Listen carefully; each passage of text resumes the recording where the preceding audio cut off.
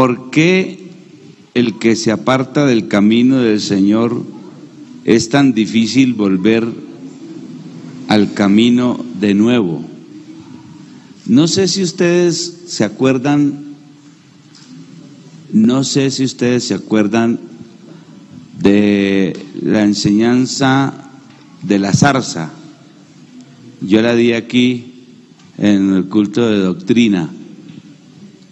Les voy a recordar, porque hay hermanos aquí que no estuvieron, y hay otros que seguramente pues se les ha olvidado un poco. La pregunta es interesante, porque dice, ¿por qué el que se aparta del camino del Señor es tan difícil volver al camino de nuevo? La respuesta está en la Biblia. Se pusieron a atender la respuesta mía y se quedaron quietos, mira. Están como atentos, ¿no? ¿Esa pregunta es buena o no? Está muy interesante. Uy, hermano, hermano John, ¿por qué está tan apartado, hermano?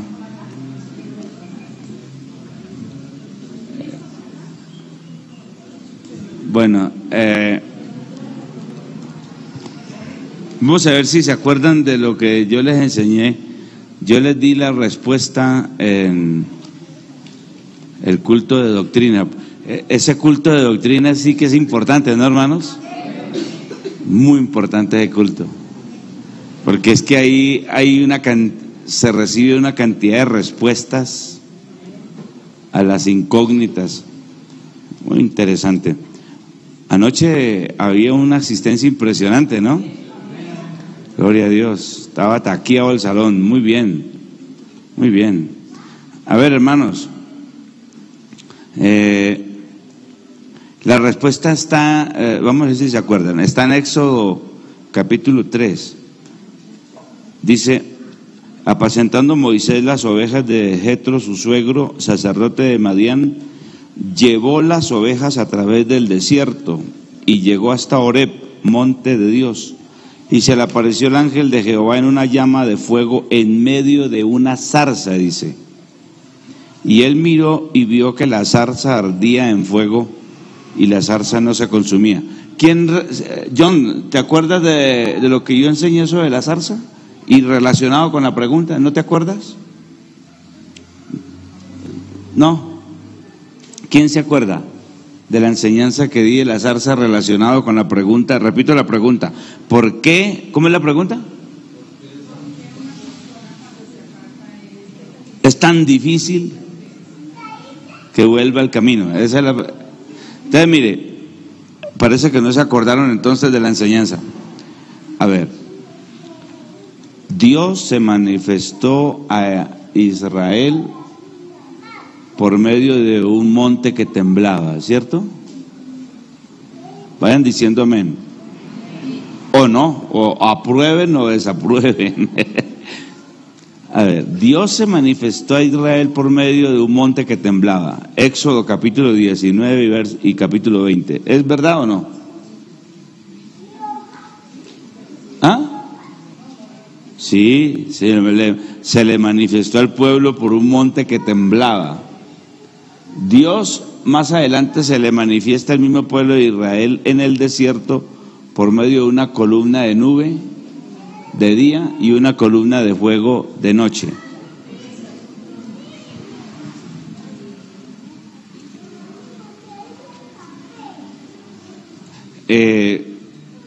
Dios se le manifestó a Jacob en el capítulo 32 de Génesis por medio de un ángel que luchó con él hasta el alba. ¿Recuerdan? Dios se le manifestó a Balaam por medio de una burra. ¿Se acuerdan? Bien. Ok. Entonces la pregunta es, ¿por qué Dios no se le apareció a Moisés por medio de un monte que temblaba, o por medio de una columna de nube de día, o una columna de fuego, o un ángel, como se le apareció a Jacob?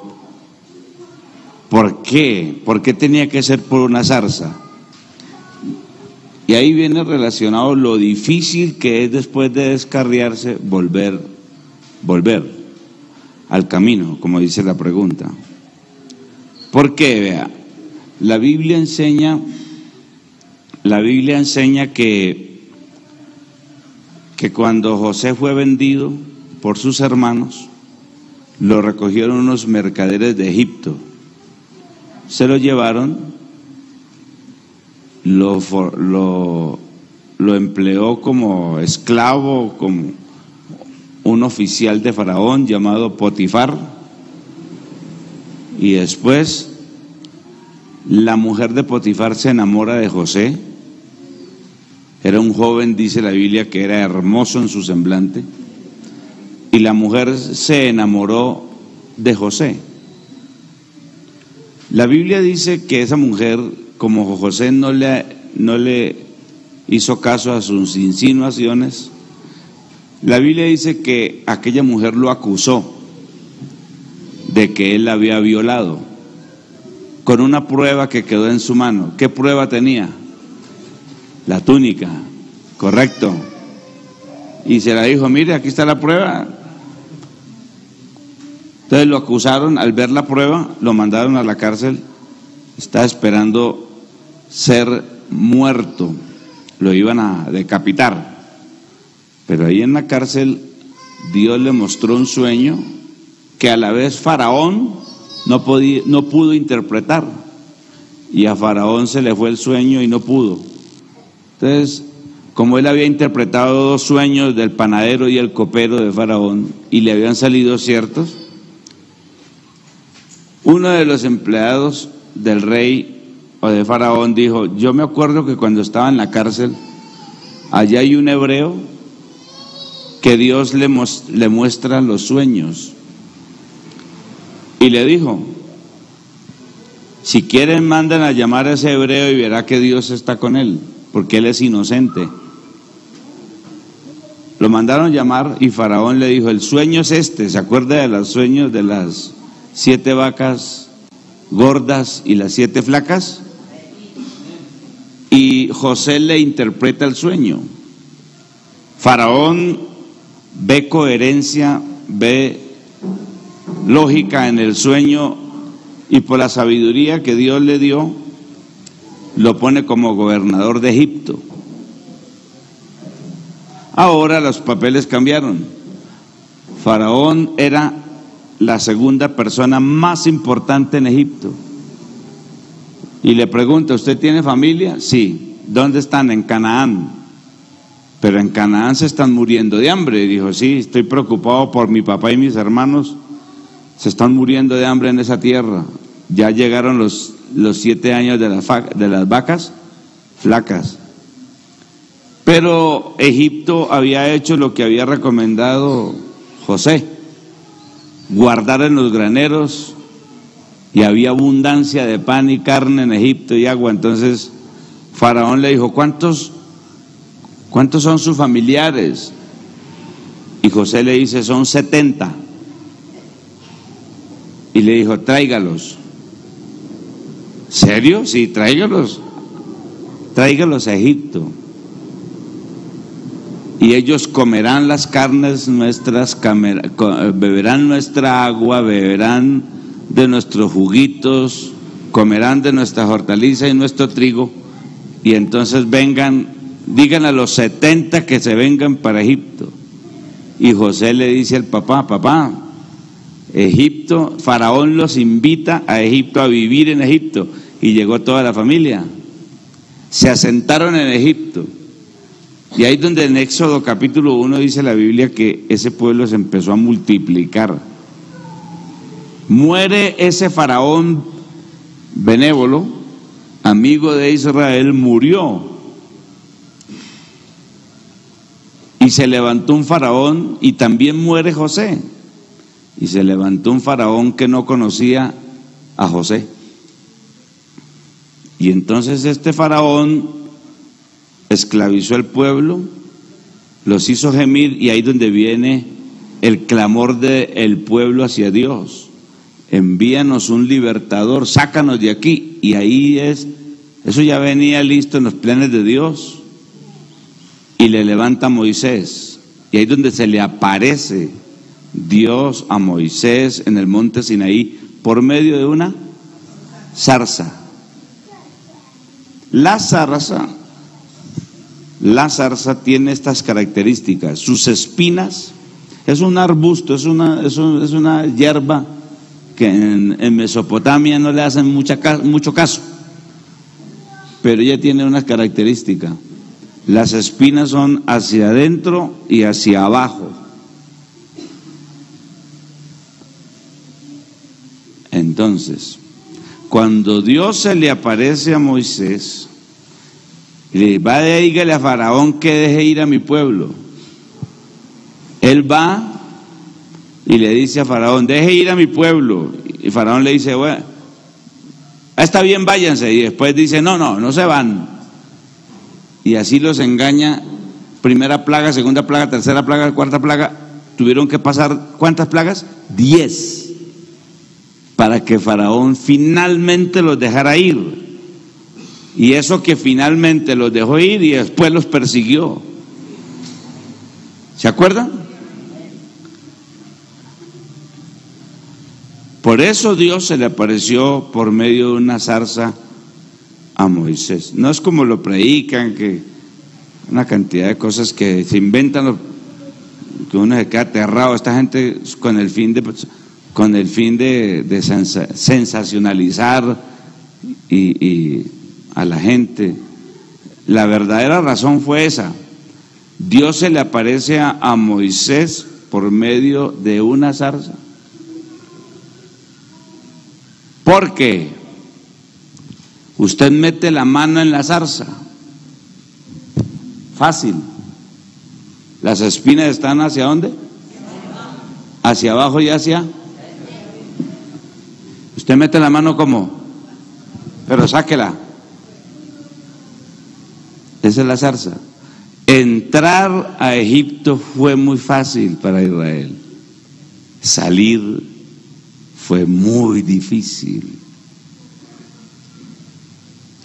Y por eso dice en Gálatas capítulo 5, verso 1, estad pues firmes. Gálatas 5:1.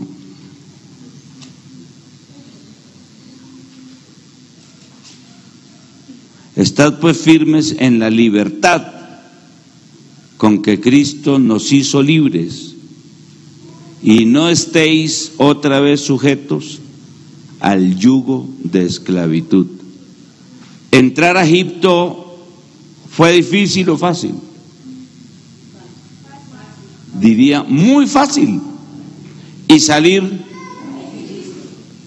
entrar al mundo es muy fácil. Salir del mundo es muy difícil. Amén. Segunda pregunta. ¿Es malo mimar, consentir mucho a los niños? Ahí la misma pregunta lo dice la respuesta. Dios nos consiente como a sus hijos. Pero la Biblia dice que el muchacho consentido es vergüenza de su madre. Dios nos consiente, pero la misma pregunta dice mucho, o sea, en exceso. Uno sí debe mimar sus hijos, porque Dios nos mima a nosotros. ¿O a usted no lo ha consentido Dios? Somos consentidos del Señor. Él nos mima. Por ejemplo, mire este mimo. Con amor eterno te he amado. ¿Eso no es un mimo? Por lo tanto, te prolongué mi misericordia. Las misericordias del Señor son nuevas cada mañana. Pedid y se os dará. Buscad y hallaréis. llamad y se os abrirá, porque el que pide recibe, al que llama se le oye. Es decir, Dios nos mima. ¿O no nos mima el Señor? La Biblia enseña que él recostaba a Juan en su pecho, se le recostaba. ¿Eso es un mimo o no? Pero cuando él sacó la correa, les dio duro en el templo y les dijo, si no os arrepentís, todos pereceréis igualmente. Los acariciaba, pero también les daba correa, les dio duro. Entonces Dios tiene la medida perfecta. Él nos consiente, pero también nos castiga. No es todo consentimiento, ni es todo castigo. Dios tiene la medida perfecta. La Biblia enseña que consentir al muchacho demasiado eso termina en problemas. La Biblia enseña, por ejemplo, que José cometió un error y Jacob cometió un error, y ese error que cometió Jacob produjo la destrucción de esa familia. ¿Por qué? Porque la Biblia dice, porque él amaba más a José que a sus hermanos. O sea, José era el niño mimado, consentido en exceso por el viejo Jacob. Y eso produjo, ¿qué produjo? Produjo envidia. Y la envidia se transforma finalmente en odio. A ver, eso tiene etapas.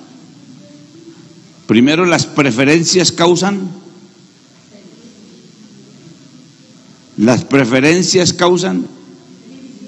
celos.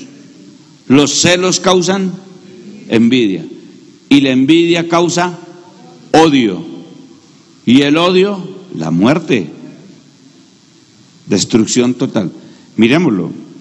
Génesis capítulo 37. La Biblia enseña.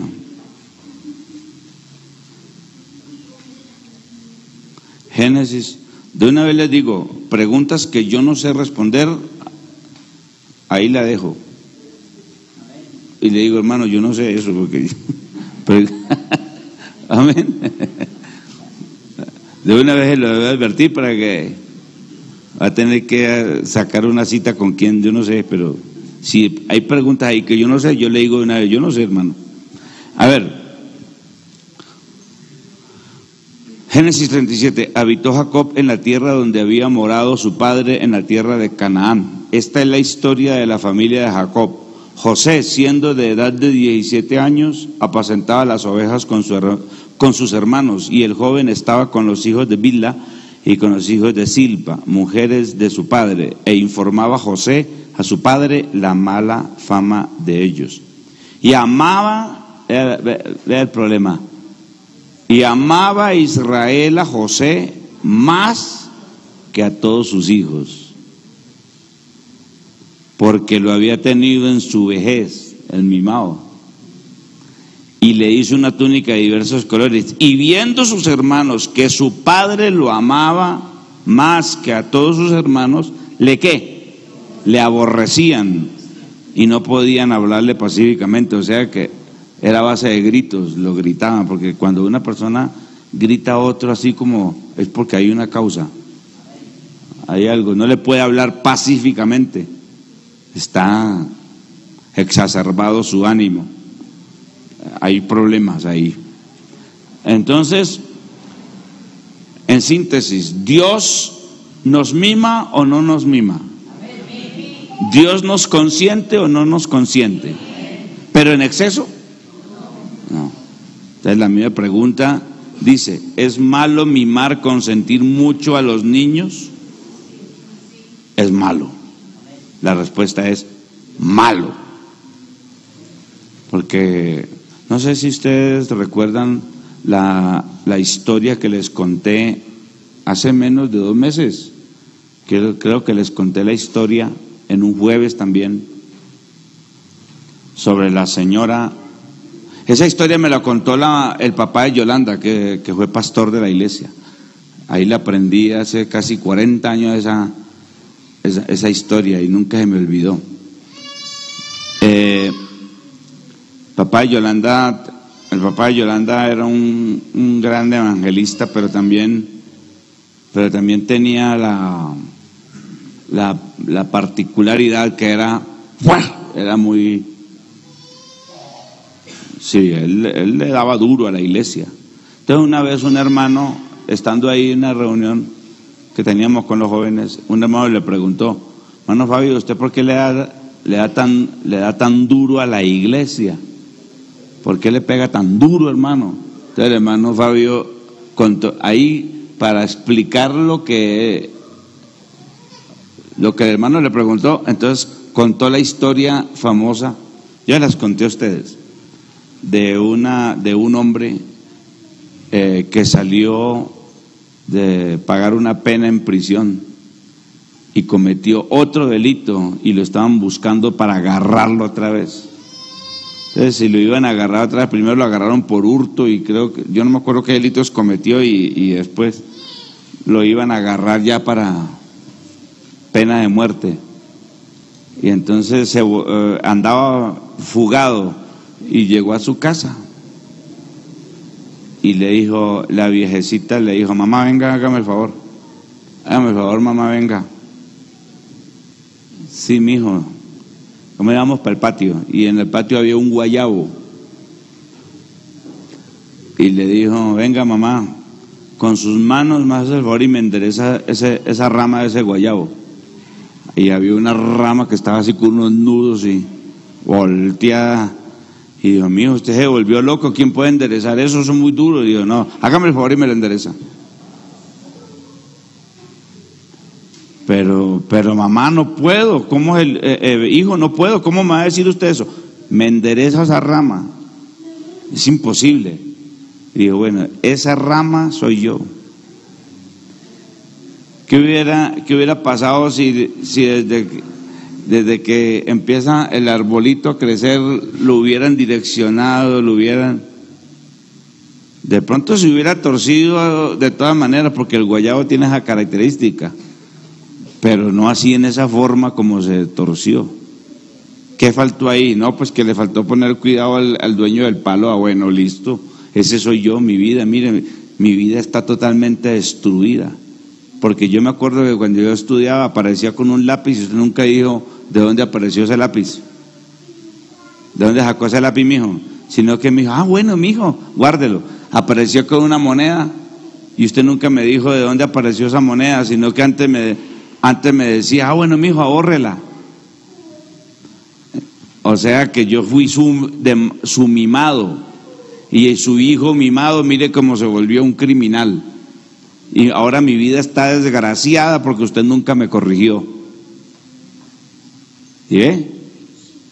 Entonces, hay padres que miman demasiado, como dice la pregunta, demasiado, mucho a sus hijos. No consienten nada con sus hijos. Mire, hermano, hay hermanos que han perdido la bendición de estar en la iglesia, han preferido irse de la iglesia, mujeres, que porque el pastor le reprendió a un niño o un hermano, un líder: vea, señora, tome su niño y corríjalo, hermana, por favor, porque está causando un desorden. Y eso fue suficiente. No, pues si no cabe mi niño aquí, tampoco quepo yo. Y es una persona que no tiene ecuanimidad. Es una persona que se deja llevar, se le calienta la cabeza rápido, y en lugar de agradecer que le están enseñando al niño reverencia en el templo. Porque cuando ese niño crezca, como lo decía el texto, nunca se va a olvidar.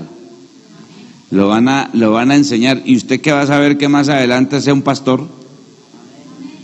Entonces, si usted no lo corrigieron, deje que el niño, hermano, deje que el niño corra y que haga sus fiestas ahí en el pasillo. Es un niño.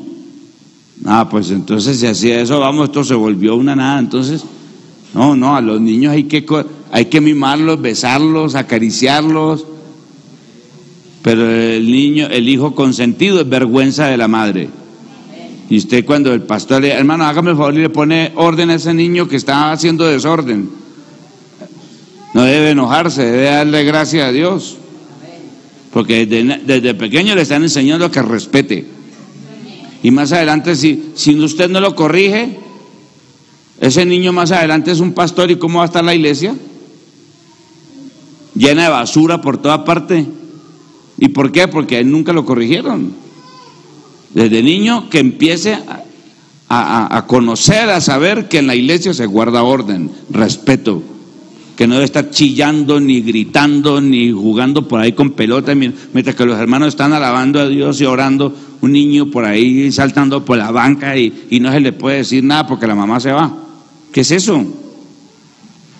Esa no es una cristiana, es una cristina tal vez, pero cristiana no es. Entonces no. Bueno, entonces vamos a la otra. ¿Hasta qué edad se puede obligar a los hijos ir a la iglesia? Qué pregunta tan buena, ¿no? ¿Hasta qué edad se puede obligar a los hijos ir a la iglesia? A ninguna edad.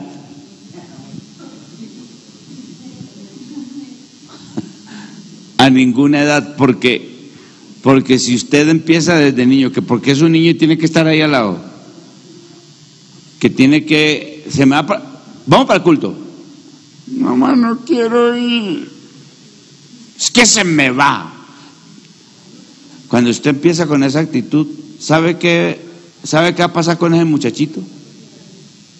Le va a coger odio al culto.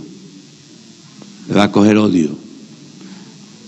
Él se le sujeta porque es un muchachito y usted lo somete y le puede dar un coscorrón, una palmada, entonces el muchachito dice, bueno, y se viene. Pero espere a que crezca. Cuando sea adolescente y él se acuerde de todo, con los pellizcones y todo, que usted lo sentó ahí a la fuerza, no va a querer más estar aquí. Se va de la iglesia. Ese es un candidato firme para nunca querer más hablar del evangelio. Usted nunca debe obligar a un hijo a que llegue, tenga la edad que tenga. Usted no debe obligar.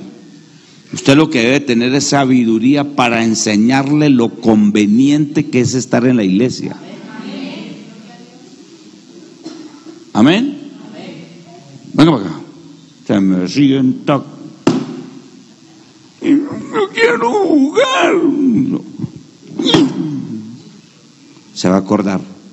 Yo solamente lo hice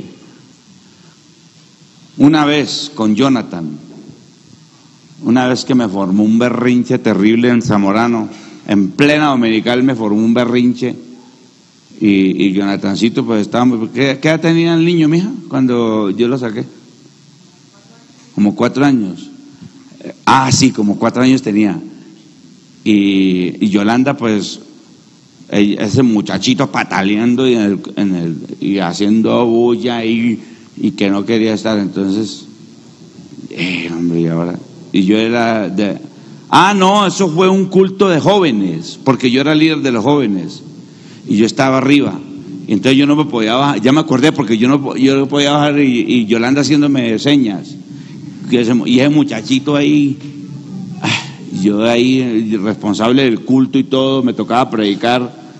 ¡Qué lío! Entonces le dije yo a Antonio Mina, le dije, hermano Mina, voy a bajar ahí de mi esposa porque parece que hay problemas. Y los hermanos empezaron a mirar y Yolanda pues a avergonzarse. Entonces, bueno, hermano Harvey, tranquilo, baje. Y bajé. ¿Y qué pasó ahí? Me dijo, papi, no puedo con ese muchacho. Pues yo nunca lo acostumbré a corregir mis hijos a golpes. Nunca. Y yo cuando Yolanda les castigaba, les daba correa, y le dije, mija, no, espere, venga. Porque mi vieja, pues ella es más temperamental. Entonces ella sí llegaba y entonces yo le decía, mija, espere, tranquila, mija, así no se castigan los hijos, espere. Pero yo veía que ella tenía razón en la forma de castigarlo. En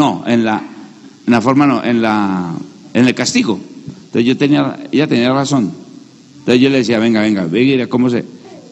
Entonces yo nunca crié a mis hijos a golpes o a eso, nunca lo hice. Pero entonces ahí ya había que actuar. Entonces le dije, ¿qué pasó? Y no, ese muchacho sin control. Entonces, venga, mi hijo, papito, venga. Y bueno, entonces él a mí se me sujetaba. Entonces cuando lo fui a tomarlo de la manecita así para sacarlo, él ya se me remachó. Y me dijo, ¡no! Y yo, camine, mijo. Perdón, hermanos. Camine. Y que no.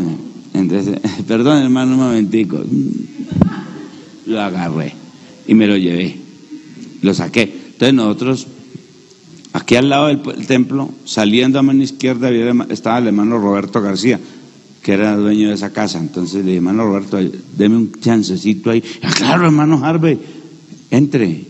Entonces lo metí así en el corredor ahí y le dije, mijo, usted va a estar en el culto y no va a llorar ni me va a formar más berrinches. Se me va a caer quietico en el culto. Yo, no. ¿Cómo es que no? No. Ya. Bueno, papito. Me saqué la correa, le pelé el rabito y ¡sa!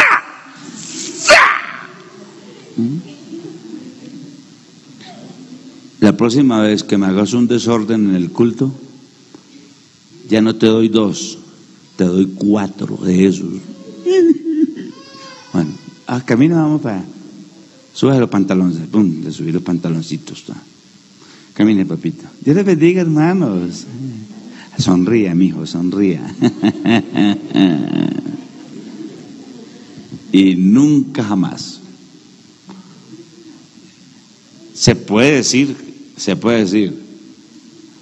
mire cómo es la vida, se puede decir, de mis hijos, aparte, porque Janiel pues tiene su cargo de alabanza, pero de mis hijos, el que más viene al culto es Jonathan.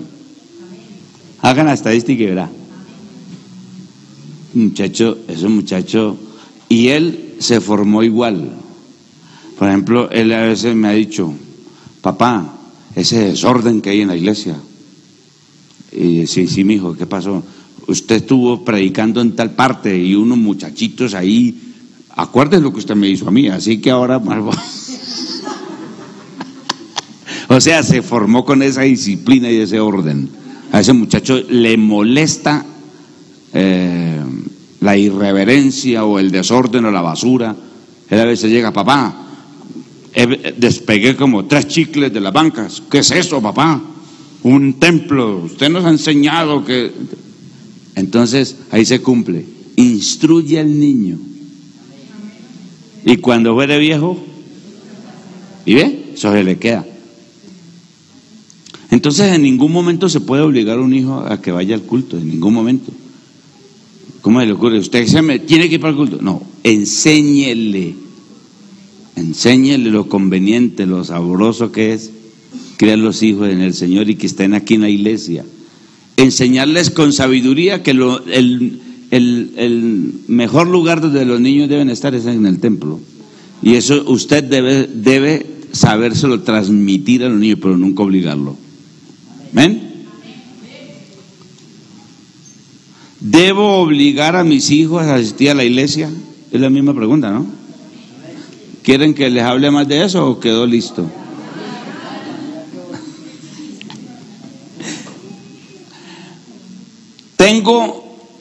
Primero leo porque de pronto hay una pregunta como rara. Momentico.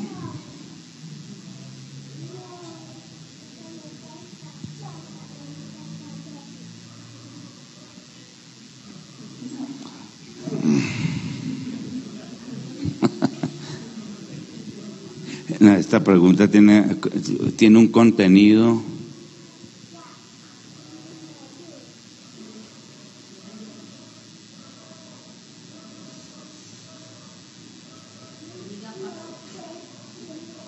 No, se puede porque no tiene términos. Sí, se puede. Tengo mis hijos apartados del camino del Señor y viven con sus compañeras en unión libre. Me preocupa la situación. Tengo mis hijos apartados del camino del Señor y viven con sus compañeras en unión libre. Bueno, si viven con sus compañeras son gente adulta, no supongo. Es lo normal. Y están apartados del camino. Esa situación le preocupa. Le debe preocupar a cualquier padre. A cualquier padre le debe preocupar. Pero ¿qué puede hacer un padre que tiene a sus hijos, una mamá que tiene a sus hijos apartados y vive en unión libre con sus cónyuges? ¿Qué puede hacer ahí? ¿Qué se puede hacer? La Biblia dice, si Jehová no edifica la casa, en vano trabajan los que la edifican. Son hijos, pero usted no, volvemos a estas dos preguntas, usted no le puede obligar que vaya a la iglesia. Lo único que hay que hacer ahí, que le aconsejo, es clamar al Señor por ellos. Que el Señor haga la obra y Dios, hermano, vea, es que esto me da pie para, esta pregunta me da pie para decir algo que tiene que estar relacionado con esta palabra obligación. A ver, hermano, y con el texto que yo le anuncié, si Jehová no edifica la casa, ese texto lo aplico yo mucho, porque es que nosotros no estamos en una empresa, hermano. Hay gente que mira la iglesia como una empresa, el evangelio como una fábrica, como una industria. Y entonces, pues si estamos en una industria, el gerente da una orden y tiene que cumplirla, y no se va, el otro se va. Pero si un empleado comete una falta en una empresa y el gerente lo echa por esa falta, la pregunta es, ¿esa despedida de ese cliente corrigió la vida del tipo? Esa es la pregunta. Se lo va a poner un tipo más fuerte. Un tipo mata a otro en la esquina. Lo agarró la policía. Lo llevaron a pagar una pena. Homicidio agravado. Hoy en día da como 40 años. Y el tipo llegó allá a la cárcel, ¿se corrigió? Esa es la pregunta que le hago. ¿Se corrigió? Hay altas posibilidades, porque no son todos. Hay una altísima posibilidad que ese cliente se vuelva peor allá. Hay una altísima posibilidad que esa persona, lógicamente no en todos, algunos se han regenerado y por buen comportamiento les han rebajado la pena y no vuelvo a hacer eso y ya. Pero hay otros que no, allá se volvieron juez, mejor dicho, lo peor. Entonces, ¿qué quiero decirle? Que las medidas peyorativas no corrigen a nadie. Tiene que hacer esto, tiene que hacer lo otro, tiene que ir a la iglesia. Ese evangelio, por ejemplo, en este caso, que los hijos están descarriados y que viven con sus concubinas. Tembló allí, mire que usted puede caer en ese temblor. Mataron otro allí, mire que usted lo puede matar. Que el hijo de otro por allá que estaba también descarriado le cayó una volqueta encima y lo despedazó. Vuelva al Señor, que usted, ese evangelio así no produce, se ha comprobado que no produce resultados, porque es un evangelio de poder, de terror. Es un evangelio de terror, de miedo. No haga esto porque le cortan la mano, no haga esto. Mire, en Arabia Saudita, a los ladrones, un ladrón que se robe un celular, ¿sabe qué le hacen? ¿No sabe cuál es la pena primero que le hacen? La mano. le cortan la mano en Arabia Saudita. Vaya, mire en Arabia Saudita, ¿era cuántos mochos irá? Está lleno de mochos. Eso quiere. Y si, ahora, ¿no hay ladrones en Arabia Saudita? Hermano, en Medina, Arabia, donde está la tumba de Mahoma, hay calles peligrosísimas allá los árabes, donde usted le dice, no se meta por ahí porque lo atracan. Entonces, ¿por qué? ¿De qué sirvió que le cortaran la mano? ¿Ah? Y en China, escúcheme bien, en China, por yo no sé cuántas kilos de cocaína que le incauten, es pena de muerte. Pena de muerte en China. Pena de muerte. ¿Y por qué siguen llevando cocaína a China? ¿No es que hay pena de muerte? ¿Y por qué la siguen llevando? Lo que le quiero demostrar con eso es que las medidas preventivas para obligar a una persona a hacer una cosa buena no le van a servir. Un muchacho que sea desordenado, un muchacho que vive en tales condiciones de desorden, de inmoralidad, usted lo agarra fuerte a patadas, a garrotazos, las posibilidades de que ese muchacho se corrija, no, de 1 a 10, 2. Y si se corrige, él se corrige por miedo que usted no le pegue otro garrotazo, pero no por convicción, no porque sienta hacerlo. Entonces ahí se cumple el texto. Si Jehová no edifica, en vano trabajan los que la edifican la casa. Una persona de estas que está descarriada y que vive en concubinato con unas mujeres, no se va a convertir al Señor porque usted le diga que se cayeron, hubo un terremoto, que se cayó la Torre Colpatria, que se está tragando la tierra a la gente. Él llega en el momento y viene a la iglesia y dice, ay sí, no quiero que me traiga la tierra, y se viene. Ay pastor, ya me bautíceme a mí, que yo no quiero que me aplaste ese edificio. Y cuando se le acaba el miedo, ¿qué va a hacer? Allá vuelve otra vez. Entonces el evangelio no se predica para sembrarle miedo a la gente.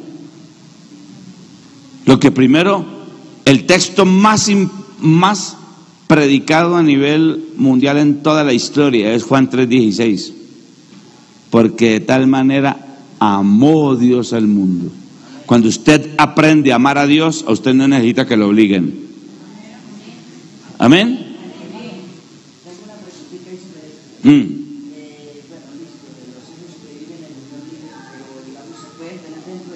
No. Porque aquí no dice eso. Aquí dice es que le preocupa. Pero si usted es un cristiano en la iglesia, hermano, y tiene hijos que viven en fornicación, usted está cometiendo un gravísimo error. A mis hijos, aunque ninguno, pues, que Dios lo guarde, pero que mis hijos siempre, cuando fueron creciendo, se los fue diciendo a cada uno, a las muchachas, el día que ustedes les dé la locura de apartarse del evangelio, mi casa no está para ustedes, se me van de la casa. Ustedes pueden estar en mi casa desde que ustedes sean fieles al Señor. Del resto, usted verá cómo se la va.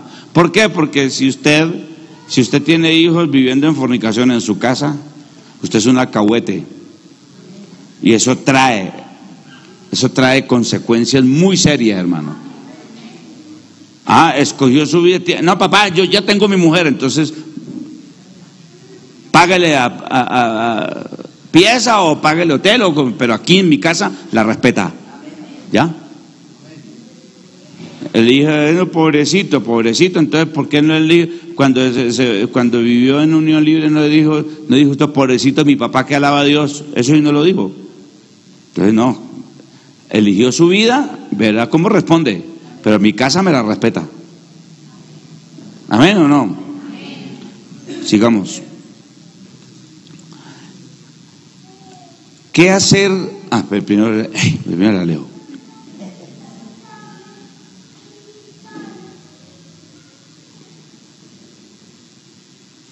Esta pregunta, menos mal la leí primero. Esta pregunta no la debo responder públicamente. Janet, mírala.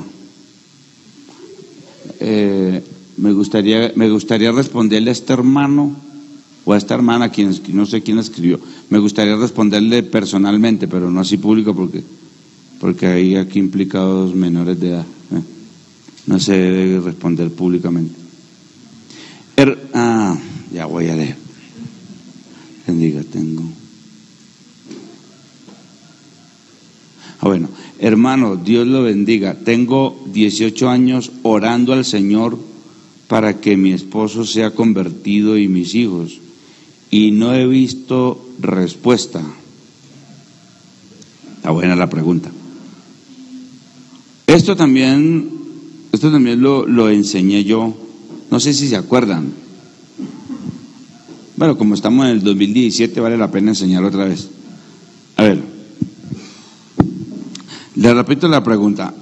Hermano, Dios lo bendiga. Tengo 18 años orando al Señor para que mi esposo sea convertido y mis hijos, y no he visto respuesta. Aquí, este es el problema clasiquísimo, además pentecostalista, la pentecostalada, de creer, de tergiversar el texto de Hechos 16:31. A ver, cuando dice el hermano o la hermana, y no he visto respuesta, bueno, si me preguntaran por qué alguien tiene una enfermedad y no ha sido sanado, o que iba a montar un negocio y no se ha podido porque no ha tenido capital, etcétera, etcétera, pues yo le respondería conforme es, pero dice, no he visto respuesta en cuanto al esposo y sus hijos. No ha visto respuesta que su esposo y sus hijos se conviertan al Señor, o sea que siguen en la misma. ¿Lleva cuántos años? 18 años orando al Señor. Yo le puedo decir una cosa, podrían pasar 36 años más. Podrían pasar fácilmente 36 años más y usted va a ver a su esposo y a sus hijos en las mismas. ¿Así por qué? ¿Así por qué?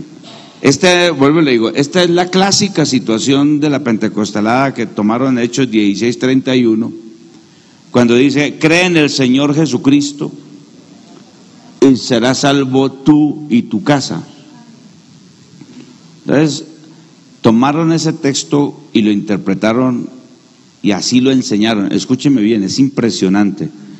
Yo he predicado, se puede decir que en todo el país, y es impresionante cómo se regó esa enseñanza por todo Colombia. O sea, estoy hablando que en la costa, Chocó, Urabá, los llanos, allá en la frontera con Venezuela, abajo Putumayo, Amazonas, todo eso, Cali, mi tierra, todo eso, piensan, esa enseñanza se regó por toda parte. Y hay textos en las convenciones, ese es uno de los textos más vendidos en las convenciones, Hechos 16:31, cree en el Señor Jesucristo y serás salvo tú y tu casa. Y lo enseñaron así, eso se quedó así. ¿Qué le quieren decir esa enseñanza? Que usted, como le pasa a esta hermana, que usted se convierte al Señor, que usted crea en el Señor Jesucristo y que téngalo por seguro que sus hijos, su esposo, su abuelito, su primo, todos se van a ir convirtiendo al Señor, porque está la promesa ahí. Error gravísimo. Sí que hemos tenido problemas con esto a nivel nacional. Hemos tenido problemas terribles. Porque han visto también familias Le va a decir una familia famosa en el Valle, a los Aguado. Primero comenzó el hermano Nelson Aguado y después empezaron a convertir todos los Aguados, Margarita, todos. Entonces los Aguados resultaron ser como 40 que bautizó el hermano Noel. A ver, otra familia famosa que yo haya visto así, grande. La de los Soto, la familia Soto en Palmira. Yo evangelicé a Diego Soto. El hermano Octavio lo bautizó cuando yo era profesor de taekwondo en el Cárdenas. Él era el gerente de la compañía. Lo contraté como gerente. Y ahí como gerente y todo empecé a evangelizarlo y el muchacho creyó. Era un administrador de empresas. Toda familia católica, el papá es juez de la República y todo eso. Y empieza ese muchacho a tener esas luchas con la hermana Gloria, con Milena, con todo eso. Hoy en día es una familia, los Soto.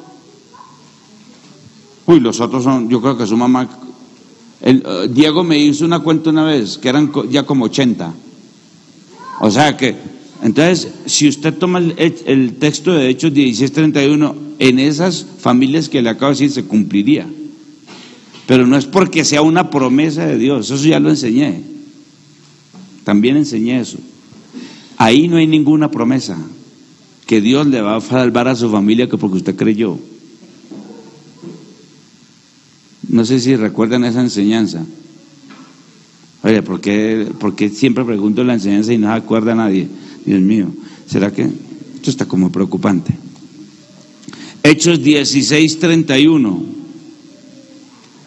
Vuelvo y le digo a la hermana, posiblemente se pase 18 años más, pasarán 36 años y su esposo posiblemente, yo no estoy diciendo que va a ser así. La misma, Hechos 16:31 es que es cierto. Hechos 16:31. El 30, y sacándole les dijo: señores, ¿qué debo hacer para ser salvo? Y ellos dijeron: cree en el Señor Jesucristo y serás salvo tú y tu casa. Error. Primero usted tiene que darse cuenta de lo que ocurrió ahí.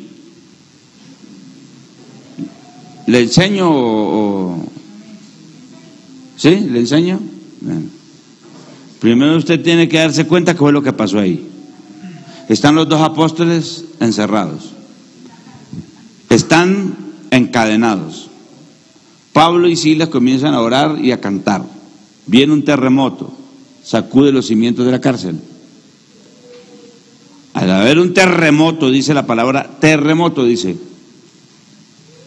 Entonces se sacuden los cimientos. Al sacudirse los cimientos de la cárcel, pues naturalmente los muros, los cepos se van abajo. Los presos quedan libres. Las antorchas se caen, todo queda en oscuridad. El carcelero, si usted lee leyes romanas del Imperio Romano, eso le recomiendo un libro, se llama los libros de Marco Tulio Cicerón, son como 5 tomos. Marco Tulio Cicerón era un historiador de la época. Ahí ese libro es importantísimo, o los libros de, por ejemplo, de Decio, por ejemplo. Esos libros narran las leyes romanas que se aplicaban en ese entonces. Y usted va a encontrar que a un carcelero tenía que pagar con su vida la fuga de un preso. O sea, no solamente el carcelero pagaba, sino para que la gente tuviera un escarmiento, el Imperio Romano ordenaba desterrar toda la familia del carcelero. O sea, no solamente lo agarraban a él y lo hacían pagar, sino que toda la familia del carcelero, que era responsable de la cárcel de los presos, lo desterraban y lo dejaban morir. Tuviera niño, lo que sea, el Imperio Romano era inclemente. Entonces, cuando la Biblia dice que el carcelero,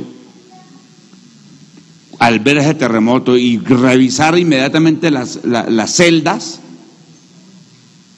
no ve los presos ahí, la oscuridad, las cadenas las ve en el piso. Entonces, ¿qué piensa él? Se me volaron. Y la Biblia dice que tomó una espada y se iba a suicidar, se iba a matar. Así dice la Biblia, se iba a matar. Cuando él se va a matar, se iba a echar sobre su espada. Pablo gritó: espere, espere, no se haga ningún mal, pues todos estamos aquí. Así le dijo. Entonces, cuando él ve a Pablo que no se ha volado, los demás presos, y vea, prendan otra vez la antorcha, préndanle, verá que todos estamos, prendan otra vez la antorcha y los mira a todos. ¡Ay, sí! Están todos. Empieza a contarlo, no se me fue ni uno, pero están libres. O sea, sin cepos, sin cadena ni nada. No nos quisimos volar, tranquilo, no, ¿por qué se va a suicidar, hermano? No se mate. ¿Por qué se iba a matar él? ¿Por qué? ¿Por qué? Léalo y verá que dice que se iba a matar. ¿Dónde está? Por acá. Léalo aquí. Despertando el carcelero y viendo abiertas las puertas de la cárcel, sacó la espada y se iba a matar, pensando que los presos habían huido. Mas Pablo clamó a gran voz, diciendo: no te hagas ningún mal, pues todos estamos aquí. Él entonces, pidiendo luz, se precipitó adentro y temblando se postró a los pies de Pablo y de Silas. Entonces viene la pregunta: cuando él ve que ellos están ahí y que están libres de cadenas, él entonces dice: ustedes fueron salvados de la cárcel sin nadie mover un solo dedo. Están sin cepos, están sin cadenas. Si usted, en otras palabras, si ustedes hubieran querido, se vuelan. ¿Cómo hicieron para ser salvos ustedes? ¿Salvos de qué? ¿Salvos de qué? La palabra salvo ahí no se refiere a salvación del alma. Es una salvedad de una situación, de un peligro de muerte. Es como por ejemplo Éxodo capítulo 15, que habla de que María y Moisés danzaron y cantaron, y esas palabras de los salmos: Jehová es mi salvación, por ejemplo.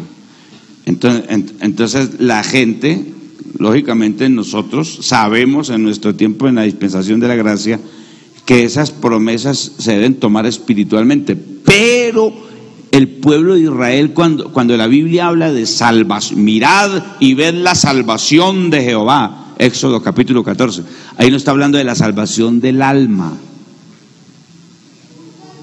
Cuando ellos cantaban, por ejemplo, ese cántico que hicieron ellos: hemos visto la salvación de Jehová, no se está refiriendo a la salvación del alma. Están cantando de la salvación de la muerte, la salvación de la esclavitud. ¿Me hago entender?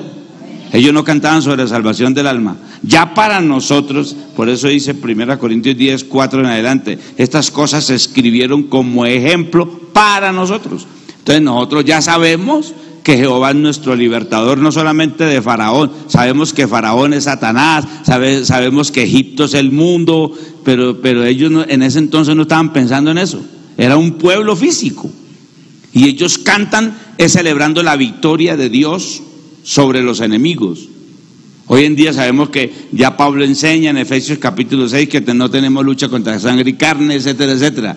Pero ellos entonces no estaban pensando en eso. Los cánticos en ritmo de polka, que son la mayoría de los del pueblo de Israel, que cantaron un 2x4 en polka, pam, pam. Por ejemplo, hecho a la mar, aunque perseguía jinete y caballo, hecho a la mar. Esos salmos, esos himnos, no hablan nada de la salvación del alma.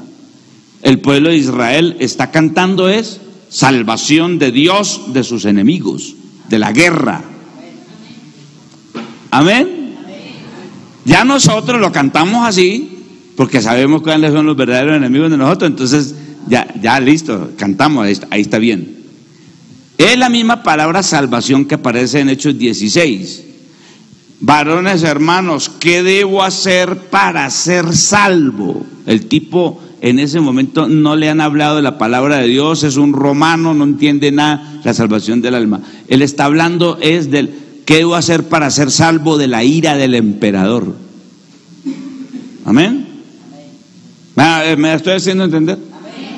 Entonces Pablo, como era un evangelista, un predicador, aprovecha la situación y le dice, vea, nótese que nosotros, sin usar una cegueta, ni usar porro, ni martillos, estamos libres de cadenas. A ver, ¿quién nos salvó a nosotros? Pues el Dios de ustedes.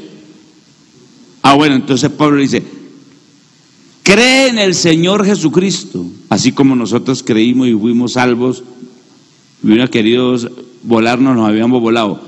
Cree en el Señor Jesucristo y serás salvo tú y toda su familia. Salvo de la ira del emperador, salvo de las cadenas, salvo de la muerte, salvo de las heridas, salvo de todo. Dios nos salva de todo. Ahora el verso 32, nótese que antes en el 31 ellos no le han hablado. Nótese el verso 32. Y le hablaron, o sea, además de decirle que el Señor salva de cadenas y de cárceles y de todo, dice, y le hablaron la palabra del Señor a él y a todos los que estaban en su casa. Y él, tomándolos en aquella misma hora de la noche, les lavó las heridas y enseguida se bautizó con él todos los suyos. Pregunta, ¿por qué se bautizó? ¿Cuál fue la causa que ese señor y esa familia se bautizaron? ¿Al ver las cadenas que se soldaron? La respuesta está en el 32. Le hablaron la palabra del Señor. Entonces, Dios no le ha prometido salvación a nadie, a su familia. Dios no le está prometiendo salvación a usted. Si usted quiere que su mamá y su papá sea salvo, le va a tener que predicar la palabra de Dios. Porque nadie es salvo por herencia. Nadie es salvo por herencia. Le voy a leer algo acá. Por ejemplo, leamos Romanos capítulo 13. Esta pregunta es tan buena, ¿cierto? Romanos capítulo 13. Ahí dice que cada uno dará cuenta a Dios. Hereda.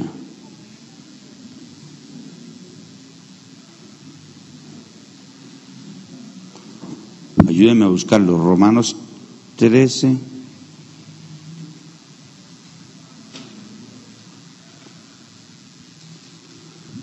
O el 14, hombre. No está. No, es que creo que es el 13. Porque cada uno. 14:2. Porque uno. ¿14 qué? 12. De manera, ese es, gracias hermano. De manera que cada uno de nosotros, forma individual, cada uno de nosotros dará a Dios cuenta de sí. Que usted se hizo bautizar, si usted creyó y entonces de una vez por derecho ya su mamá, o su papá, su abuelo, su hijo, ya está, y será salvo tú y su casa. No, señor, si usted no les predica y ellos no se arrepienten, se van para el infierno todos. La salvación no es por herencia, acuérdense de eso. La salvación no es por herencia. Amén. Usted puede tener una familia, lo que sea. Ese problema de la hermana Liliana Solanilla. Mami, ¿no te acuerdas de ese lío que se nos formó cuando yo era pastor en Usaquén? Que, bueno, el lío conmigo no fue con el lío del pastor de la central. Ella era una abogada.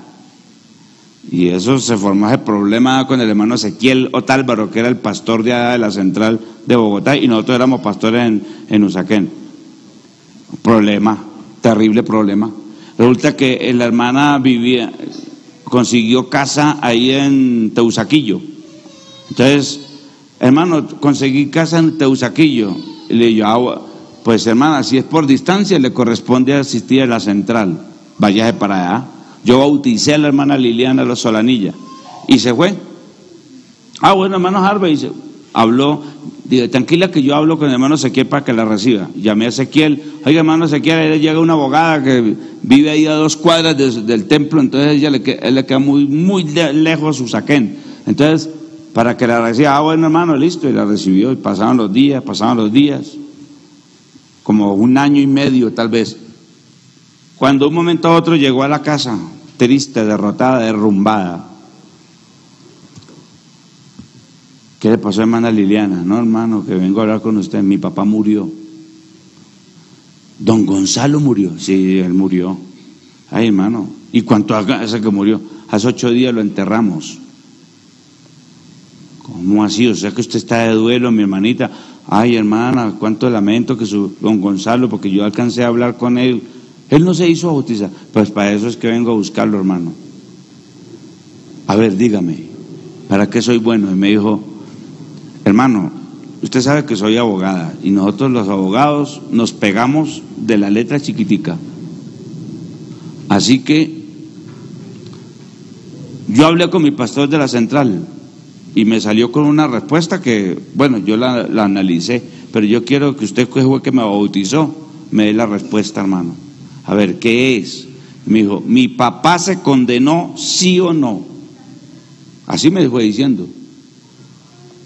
Le dije, ¿usted por qué me hace esa pregunta? Y me dijo, porque en la central me enseñaron Hechos 16:31.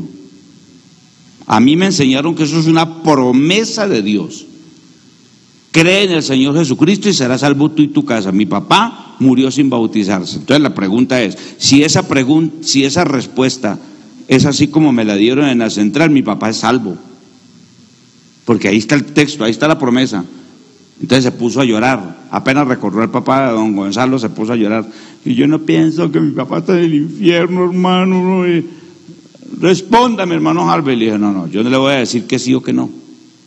Venga dentro de 8 meses y le doy la respuesta.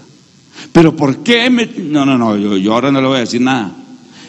Ni le voy a decir que se condenó, ni le voy a decir que se salvó. En 8 meses a partir de hoy, cuéntelos y viene. Y se fue como brava, porque yo no le quise contestar, y se fue. Bueno, pasaron los 8 meses, a mí se me ha olvidado. Todo se me olvidó cuando a los 8 meses. Hermano Harvey ya me visitó, fue en la iglesia. Hermana Liliana, Dios le bendiga, hermano. Hoy se cumplieron los 8 meses. Y de ¿cuáles 8 meses? Usted me dijo hace 8 meses que viniera. Y los 8 meses se cumplen hoy domingo. Así que vengo por la respuesta. Entonces le hice unas preguntas, ¿cómo está? ¿Qué ha pasado? No, hermano, ya mi papá pues hace 8 meses murió, pues ya, entonces la vi como relajada. Cuando ya la vi, entonces ahora sí, su papá está esperando la segunda resurrección. Digo, ¿cómo así, hermano Harvey? Claro, él no va a despertar en la primera resurrección. Porque la primera resurrección, hay 2 resurrecciones. La primera resurrección, Apocalipsis capítulo 21, capítulo 20, capítulo 21, la primera resurrección es para salvación. Y la segunda resurrección es para condenación. Su papá se perdió. Porque la Biblia dice que el que crea y fue y sea bautizado es salvo. Su papá no fue salvo. Ay, hermano, ¿verdad? Entonces ya ¿y por qué? Y lo he hecho 16:31, entonces le expliqué lo que le estoy explicando a usted. Cuando ya le expliqué eso, ay, hermano, ¿y por qué no me contestó? No, porque usted está llena de dolor, ¿cómo se le ocurre que le voy a decir eso? Usted se descarría, hermana.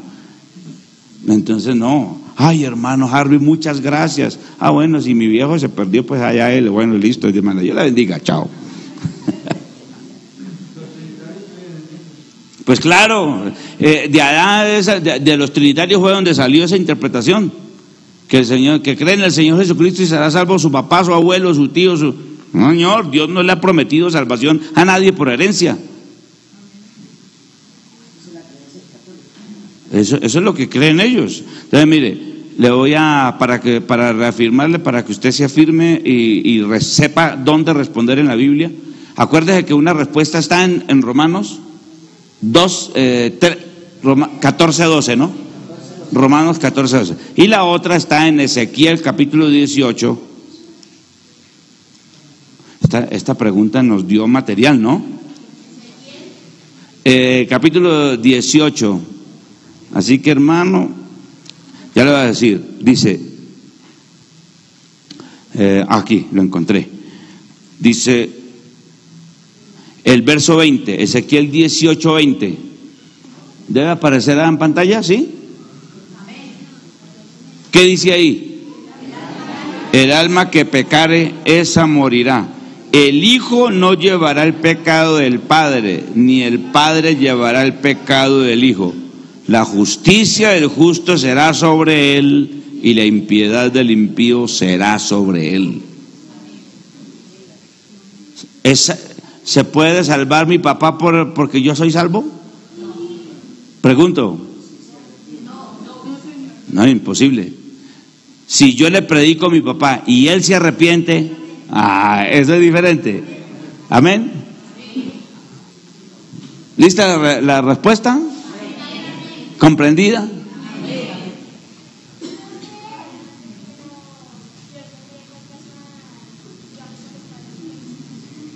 No, eso es lo que acabamos de leer. El Padre no llevará el pecado del Hijo, ni el Hijo llevará el pecado del Padre. Y lo que leímos en Romanos 14:12, cada uno dará cuenta a Dios de sí. O sea, con mucho gusto. O sea que su papá no puede dar cuenta a Dios de usted, ni el hijo del papá. Cada uno. Verá cómo se las entiende. Porque hay familias numerosas que se convirtieron, sencillo, porque el que primero se bautizó les habló a todos y dio buen testimonio. Porque esa es otra. Ahora, usted no puede meter a la fuerza al hermano o a la hermana. Usted no puede, yo lo he predicado, no trate de meter a la fuerza al reino de los cielos a nadie. Por eso dice, quedó escrito en Génesis capítulo 19. Creo que es el verso 12, Carlitos, creo que es Génesis 19:12, creo yo que es ese. Vamos a ver si es ese. Génesis 19, ¿qué es que le dije? 19, no, el 19:17 de Génesis. ¿Qué dice? Cuando los hubieron llevado fuera dijeron, escapa por la vida de quién.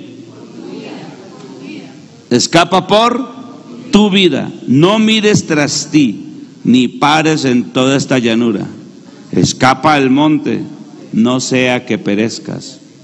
Su papá no puede ser salvo porque usted es salvo, ni yo soy salvo porque mi mamá es salva. Escape por su vida, mi hermano. ¿Amén o no? ¿Quedó claro? Bueno. Tenemos pregunta en internet. ¿Qué pregunta es? Pregunta Mayer Rueda. Sí. ¿Es necesario ser sellado para servir en el altar? Sí, es necesario. La Biblia enseña que para partir el pan y servir en el culto levítico tenía que ser ungido con aceite de olivas. La Biblia enseña en Romanos 9 que el olivo principal es Jesucristo, es Dios. El olivo tenía que ser machacado, y dice en Levítico, aceite de olivas machacadas. El olivo tenía que ser machacado en el Calvario, por eso dice, Él fue molido por nuestros pecados. Al Jesucristo ser machacado, literalmente en la cruz del Calvario, tenía que ser así para que después en el aposento alto saliera aceite de ese olivo. Ese aceite es tipo del Espíritu Santo, que sella y llena la vida para facultar a una persona con la unción del Señor para que hable con autoridad la palabra de Dios. Por lo tanto, el que sirve en el altar debe ser bautizado con el don del Espíritu Santo. Esa es la respuesta. Amén. Esta pregunta: ¿una persona puede ser salva sin ser bautizado? La respuesta es lógica. No, no puede ser salva, porque la Biblia dice Marcos 16:16 o 16:15: id por todo el mundo y predicad el evangelio a toda criatura. El que creyere y fuere bautizado será salvo, mas el que no creyere, quiere decir, ojo con ese pedacito ahí, mas el que no creyere será condenado. Quiere decir que el que no se bautiza porque no cree será condenado. Y dos, la Biblia enseña en Hechos capítulo 2, versos 37-38: al oír esto se compungieron de corazón y dijeron a Pedro y a los demás apóstoles: varones hermanos, ¿qué haremos? ¿Para qué? Ahí sí, no se refiere a una cárcel, se refiere a la salvación del alma. Y dice, y Pedro les dijo: arrepentíos y bautícese cada uno de vosotros para perdón de los pecados. Si no se bautiza, entonces los pecados fueron perdonados. No. Entonces, por lo tanto, la Biblia dice en Apocalipsis 21 que no entrará en esa ciudad cosa inmunda. Se necesita el bautismo, que es tipo de la muerte, sepultura y resurrección de Jesucristo, para que andemos en vida nueva, para poder ser salvos. Entonces, y la Biblia dice, primera de Pedro 3:21, dice, el bautismo que corresponde a esto ahora nos salva, no quitando las inmundicias de la carne, sino como la aspiración de una buena conciencia hacia Dios por la resurrección de Jesucristo. Claro, mi hermano querido. Hermano, la pregunta es, si yo soy bautizado, pero no he sido sellado y de pronto, me muero sin ser sellado, ¿puedo ser salvo? Sí, puede ser salvo. El sellamiento, eso ya lo enseñé aquí en la iglesia, que una cosa es la obra del Espíritu Santo y otra cosa es la llenura del Espíritu Santo. Pero eso es un tema que quiero deleitarme sacándole todos los pedacitos en una dominical, porque es un problema también a nivel nacional. Bueno, listo. El hermano César, el hermano Gabriel, perdón.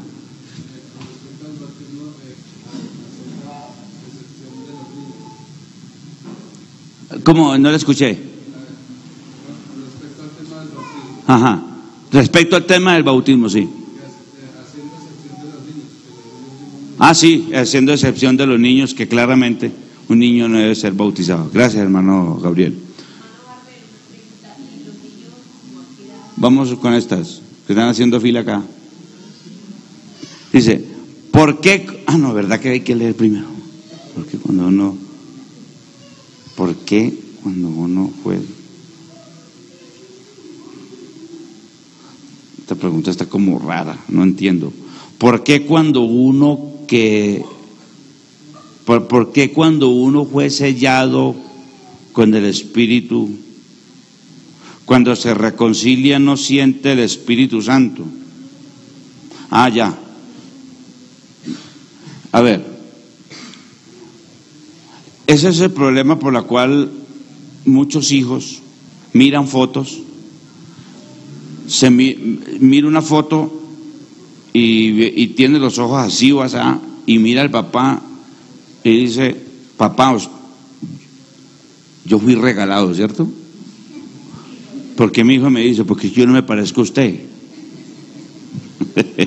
O sea que tiene que mirar en un espejo, tiene que parecerse, sentir que es hijo para que sea hijo. El tener la seguridad de ser lleno del Espíritu Santo no quiere decir que usted sienta el Espíritu Santo. Si usted se reconcilia y no siente el Espíritu de Dios, pero fue sellado, nadie en la cabeza, nadie, ni el mismo diablo tiene por qué hacerlo dudar que es un hijo de Dios. Fue sellado, y la Biblia no dice que el que sienta, tengo que sentir algo, un desespero, qué sé yo, para poder yo decir fui sellado o no. Es lo mismo que ser hijo. Yo soy hijo de mi papá, pues, sí, de mi mamá. Sí, listo, yo soy hijo ya, ¿qué? No me parezco a mi mamá. Mi mamá era negrita, entonces yo no soy hijo de ella. ¿Tengo que sentir que soy hijo de ella? No. Simplemente hace muchos años me mostraron, yo estaba muy pequeño, y me dijo, vea, mijo, aquí está su registro civil, que entonces, sí, Harvey Bermúdez Ángel, hijo de María Pastora Ángel y de Eleazar Bermúdez, Piedradita. ¿Ese es usted o no? Sí. Vea la huella de su piececito. Ay, tan lindo. ¿Entonces es hijo o no? Sí. Y de ahí en adelante, mi mamá era negrita, pero yo no tenía por qué pensar, mamá, ¿usted es mi mamá? Tengo que sentir que soy hijo de ella para poder decir que soy hijo.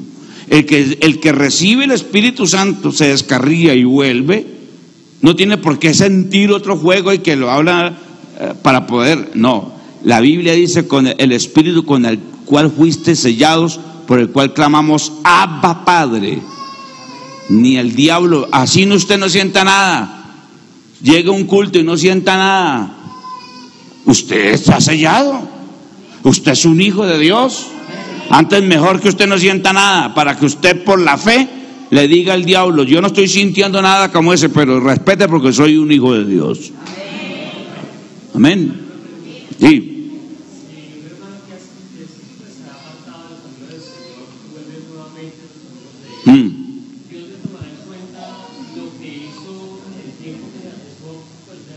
No, hermano. La Biblia enseña lo contrario, mi hermano querido. La Biblia enseña todo lo contrario.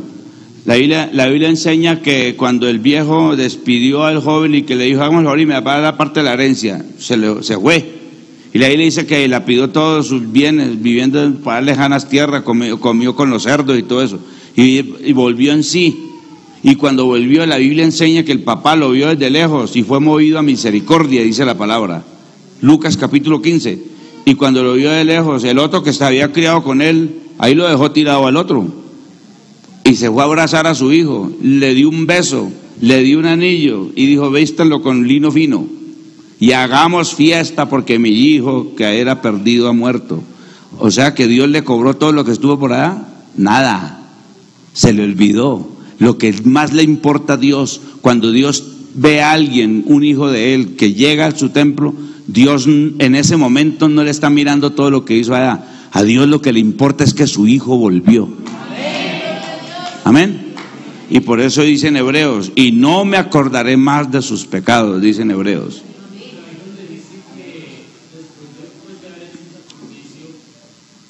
Eso está en Hebreos capítulo 5, que pisotear la sangre de Cristo. Pisotear la sangre de Cristo se refiere a las blasfemias. Blasfemar el nombre del Señor y el sacrificio de Cristo en la cruz de Calvario. No quiere decir que una persona que peque y se descarría está pisoteando. Pisotear la sangre de Cristo es más grave, porque dice que ya no queda sacrificio por los pecados. Entonces, porque ya de conciencia lo hace burlándose. Y eso es una blasfemia. No una persona que cayó en la desgracia, como el muchacho que se fue y quedó en la miseria. Hay gente en la calle, hay gente en la calle descarriada, que uno se los encuentra y lloran, hermano, algún día vuelvo, hermano. Están desesperados, pero no se están burlando. Pisotear la sangre de Cristo es adredemente, voluntariamente. ¿Y qué? ¿Y la sangre de Cristo? ¿A mí qué? ¿A mí qué importa? Tome. Eso es ese ya no queda sacrificio por los pecados, dicen Hebreos. Amén. Entonces, pisotear la sangre de Cristo es diferente a caer en un error y no volver a la iglesia. Eso es diferente. Vuelvo y le digo, hay gente en la calle descarriada que gimen y lloran día y noche queriendo volver porque están atrapados por algún vicio, una situación, alguna cosa, y ellos guardan la esperanza de volver y van a volver. Amén. Listo, sigamos.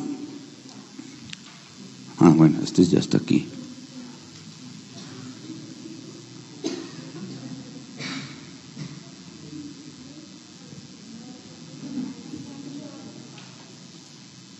No entiendo esto. Dios le bendiga. Mi pregunta: si yo soy buen ejemplo de mi familia, ¿mis hijos son obedientes? No, no está garantizado. Lo normal fuera que sí, porque la Biblia dice lo contrario. El Señor dice: crié hijos y los engrandecí. Eso está en Isaías capítulo 1, verso 2. Creo yo que Isaías, Carlito, búscame ahí Isaías 1, 2, creo yo que es ahí. Espera a ver, que ya estoy viejo y me olvida, hermano.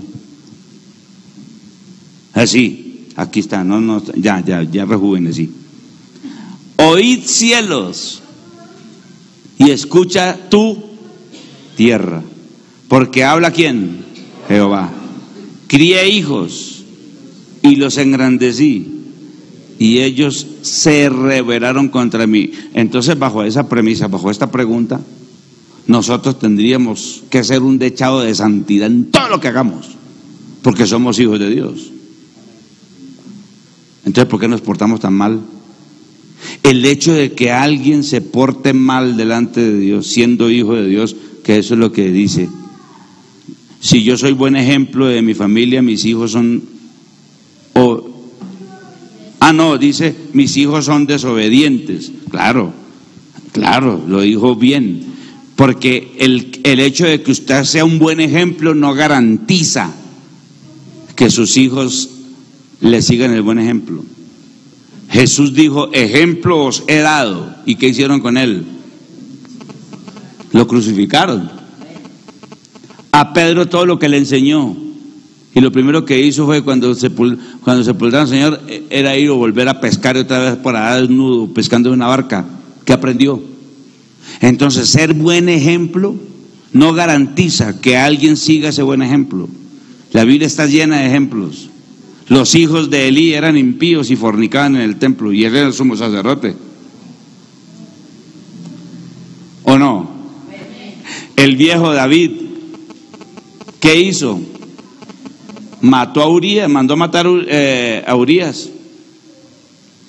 En el frente de batalla lo hizo matar, y se quedó con Betsabé, que fue la mamá de Salomón. Muéstreme en la Biblia cuando Salomón mandó matar a alguien para poder quedarse con su mujer. No existe. Tuvo más de 700, pero no mandó a matar. Entonces, es decir, le estoy mostrando los dos ejemplos. El ser usted un mal ejemplo no garantiza en absoluto que sus hijos salgan criminales. No lo garantiza. Ni tampoco al contrario, que usted sea un buen ejemplo y sus hijos tienen que ser obedientes. Lo que sí le puedo hablar es de porcentajes, de posibilidades, factibilidades. Lo factible, lo más probable es que si una persona es ladrón, sus hijos salgan ladrones, pero no lo garantiza del todo. Hay personas viviendo en Ciudad Bolívar que sus padres fueron asesinos, están pagando condenas, y esos muchachos salieron adelante, son gente de bien. Eso está, el mundo está lleno de ejemplos. Y también al contrario, hay pastores que han sido ejemplos en nuestra iglesia, pero ejemplos, maestros, y sus hijos son satanistas, son rockeros y hasta homosexuales. Y usted va a mirar la hoja de vida de esos pastores, intachable. Hermanos que nunca han dado nada que... Hermano, un santo se puede decir que es un santo. Investigo su hoja de vida, intachable. ¿Y sus hijos cómo salieron? Lo peor. ¿Por qué? Porque volvemos a lo mismo.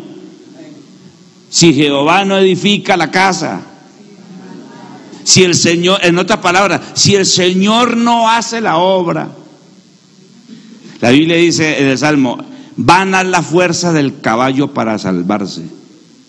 O sea que el caballo no se puede salvar por sí mismo, por mucha fuerza que tenga, ni está garantizado que sus potros sean pura sangre. Un potro se puede morir de desnutrición siendo su caballo, su papá, un pura sangre, se puede morir de nutrición. Entonces, es lo que sí le reitero, es la factibilidad de que un hijo salga criminal son altas si su papá es un criminal. Eso sí es factible, pero no está seguro. Y es factible que siendo un buen hombre, un buen ejemplo, una buena mujer, sus hijas nunca cometan una inmoralidad. Pero tampoco está seguro. Hay hermanas, ejemplo en nuestra iglesia, ejemplo, y sus hijas resultan por ahí embarazadas, madres solteras. ¿Será que esa hermana le dio un mal ejemplo? Nunca le dio un mal ejemplo, pero sus hijas salió con otra cosa. ¿Y por qué sucede eso? Porque siempre se va a repetir lo mismo, cada uno dará cuenta a Dios. Dios no hace marionetas para manejarlos como Él quiere. Dios les respeta a sus hijos siempre libre albedrío. Si quisiereis y oyereis, recibiréis el bien de la tierra. Isaías 1, 19 y 20. Si no quisiereis ni oyereis, seréis destruidos a espada, porque Jehová lo ha dicho. Nosotros lo que tenemos que hacer es que ser buen ejemplo en lo que podamos. Que aquí salió buen ejemplo y los hijos salieron mal, pues le salieron así, pero yo no me muevo de aquí. Yo voy a ser buen ejemplo para mis hijos, para que más adelante, si es que ellos se desvían del camino, no me echen la culpa a mí. Amén. Entonces, por eso dice el texto, crié hijos y los engrandecí. ¿Y ellos qué? Se rebelaron contra mí. ¿Qué más ejemplo que Dios? Y mírelo cómo le pagaron, cómo salieron sus hijos. Amén.